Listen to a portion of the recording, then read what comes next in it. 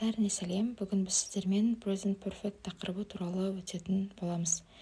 Жалпы present деген сөз осы шақты білдіреді, ал perfect бізде аяқталған осы шақ деп аударылады екен.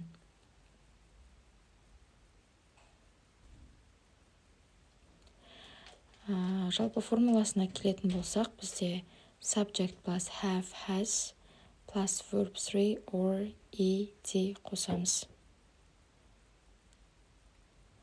Яғни subject деп тұрғанымыз бізде есімдіктерді алсақ болады. I, you, we, they, he, she деп.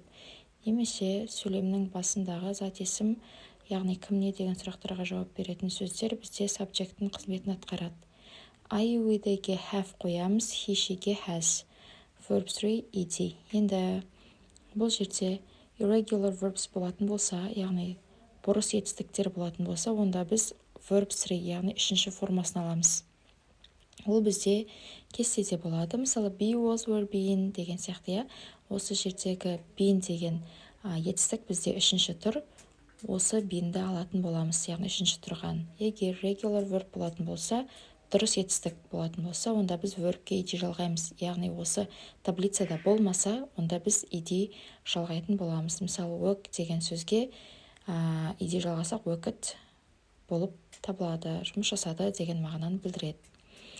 Қолданулары біріншісі ол қазір аяқталған іс-әрекеттер, яғни дәл қазір бір іс-әрекет аяқталса, соны айтамыз. Екіншісі бұрын басталып, қазірге дейін жалғасып жатса, оны да біз present perfect жағымен қолданады екенбіз. Енді екеуін түсіндіріп кетейін.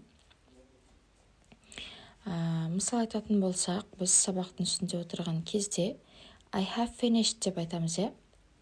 Яғни I have finished дегеніміз осы present perfect шағымен айтылып тұр, өйткені subjectте I, одан кейін have тұр, одан кейін verb ed жалғанып тұр. Мен аяқтадым дегенді білдіреді.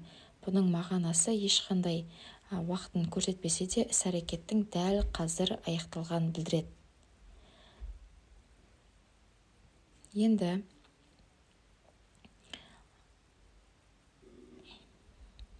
егерде тағы бір мысал айтайық. Мысалы,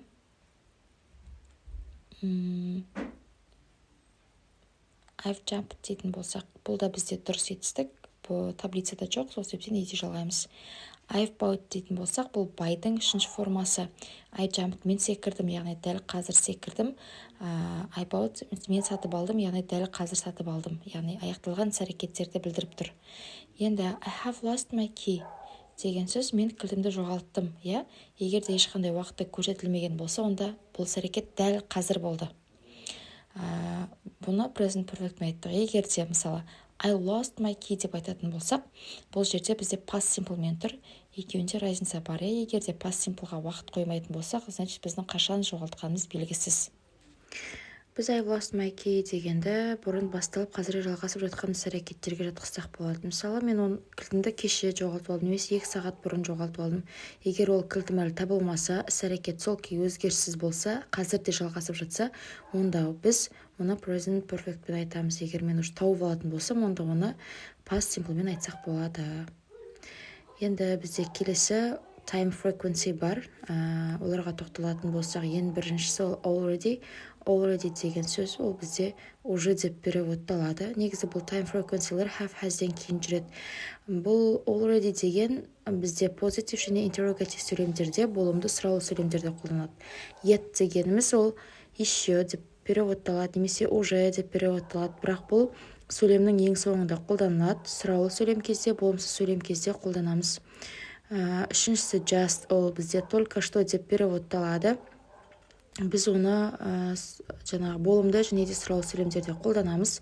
Төртінші бізде ever деп аударылады. Ever деген когда-либо деген мағынаны білдіреді. Бұл бізде негізінен сұраулы сөйлемдерде қолданылады. Never дегеніміз бізде ешқашан деп переводталады. Яғни өздеріңіз көріп отырғандай, бұл болымсыз сөйлемдерде қолданылады және сұраулы сөйлемдерде қолданылады. Және одан да бөлек always және де recently деген сөздерді, яғни уақыт жаңағы жұрнақтарын біз қолдансақ болады екен. Бізде always пен recently көбінесе позитив сөйлемдерде, кей кезде ғана болымсыз сұраулы сөйлемдерде қолданылып қалулары мүмкін. Сонымен қатар мысал келтіретін болсақ, I've never seen her дейтін болсақ, мен оны ешқашан көрмегенмін деп біз переводтаймыз, яғни көріп отырғандарыңыздай.